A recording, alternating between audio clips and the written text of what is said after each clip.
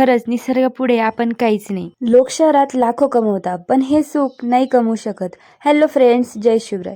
आज आम्ही शेवग्याच्या बागात आलोय आणि वातावरण बघा, संध्याकाळची वेळ, गार वारा, वातावरण इतकं सुंदर झालंय की वाटलं तुमच्यासोबत शेअर करावं. चला तर मग तुम्ही पण ह्या वातावरणाचा फील घ्या आणि माझ्यासोबत मोकळी हवा एन्जॉय करा. तुम्हाला कसं वाटतंय ते कमेंट करू नक्की सांगा. तर सध्या शेवग्याच्या बागात गवत खूप वाढलंय म्हणून आज गवत काढायचं काम चालू आहे. काम जरी असलं तरी असं वातावरण असेल ना तर थकवा पण जाणवत नाही. शहरात लाखो रुपये कमवले तरी अशी मोकळी हवा आणि मनशांती कुठे मिळते. लोकांना वाटतं शेतात फक्त काम असतं, पण ह्या मातीची एक वेग हात मातीने भरतात पण मन मात्र समाधानाने भरून जातं.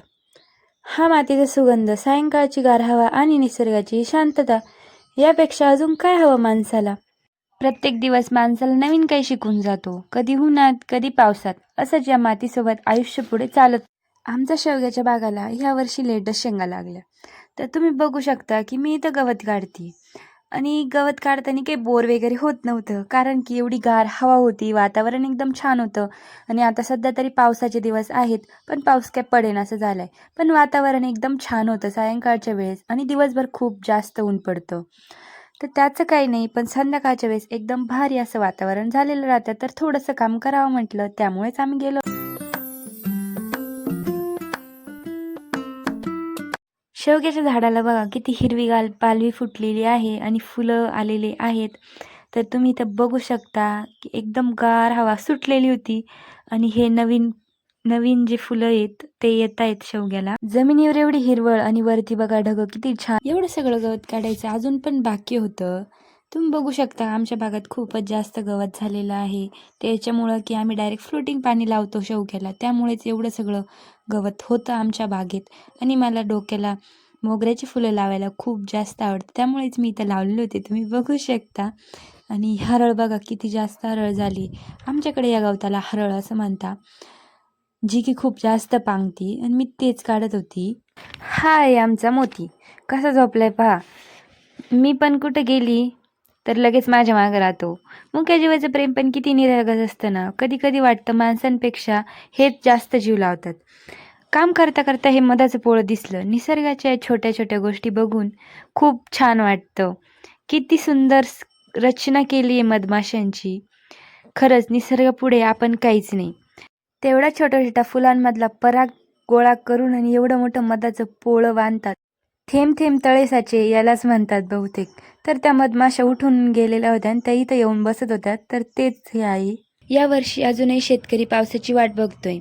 आज 20 जून येऊन गेला, पाऊस नाही. जर पाऊस पडला नाही तर शेतकरी काय करतील. वाट पाहणे हाच शेवटचा पर्याय असतो त्या पोशिंद्याकडे. आमच्या विहिरीला तर अजून पाणी आहे, पण बागात एवढं गवत दिसतंय. हे गवत आम्ही आमच्या गाईंना टाकतो. शेवटी काय, शेतकऱ्याचा पडलेला तुकडा पण वाया जात नाही, तो सुद्धा मुंग्यांना कामा येतोच. यावर्षी असा काही शेवग्याच्या बाग फुटलेला आहे. वातावरण प्रसन्न वाटत होतं.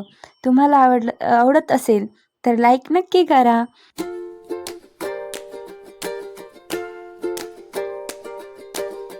ही बघा, ही आहे रानभाजी, जिला आमच्याकडे पात्रीची भाजी असं म्हणतात, जी की गुडघेदुखीसाठी उपयोगी असते. जर तुम्हाला याची रेसिपी हवी असेल तर कमेंट नक्कीच करा, मी नक्की देईल. आणि संध्याकाळची एवढं गडद अंधार पडत आलेलं होतं तरी पण आमचं काम काही संपलेलं नव्हतं.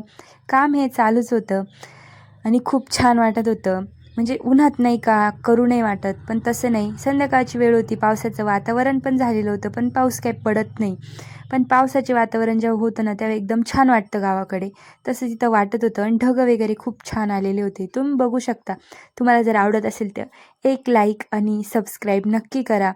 आणि आमच्या गावाकडचे जर व्लॉग्स मला आवडत असतील तर तुम्ही सबस्क्राईब करा आणि बेल आयकॉन नक्कीच प्रेस करा. हा बघा आमचा मोती. आम्ही निघालो होतो घराकडे तर लगेच कसं मागं मागं येतो. प्रत्येक ठिकाणी तो सोबतच येतो. आणि हे बघा खूप जास्त हवा सुटली होती, त्यामुळे आम्ही म्हटलं की चला आता घरी जाऊ. मी थोडंसं सरपण वगैरे काढलं. तोपर्यंत मी तर वातावरण बघा एकदम म्हणजे खूप जास्त पाऊस येईल असं वाटत होतं वातावरणाकडे बघून, पण पाऊस काही होत नाही. ही अशी मोकळी हवा आणि असं वातावरण गावाकडेच असतं. आणि शेतकऱ्याचा अर्धा स्वयंपाक तर चुलीवरच होतो, त्यामुळेच मी इथं सरपण घेत होती घरी नेण्यासाठी. असा असतो शेतकऱ्याचा दिवस. तर इथे गाड्यांचा गोंगाट वगैरे काहीच नसतो. निव्वळ शांतता, पाखरांचा आवाज, गार हवा आणि असं काही वातावरण असतं. जर तुम्हाला आवडलं असेल तर लाईक, शेअर आणि सबस्क्राईब नक्कीच करा. Thanks for watching. Keep supporting. Bye bye. तुम्हाला असेच गावाकडचे व्लॉग जर बघायचे असतील तर सबस्क्राईब करा आणि बेल आयकॉन प्रेस करायला विसरू नका, जेणेकरून मी नवीन व्हिडिओ टाकल तो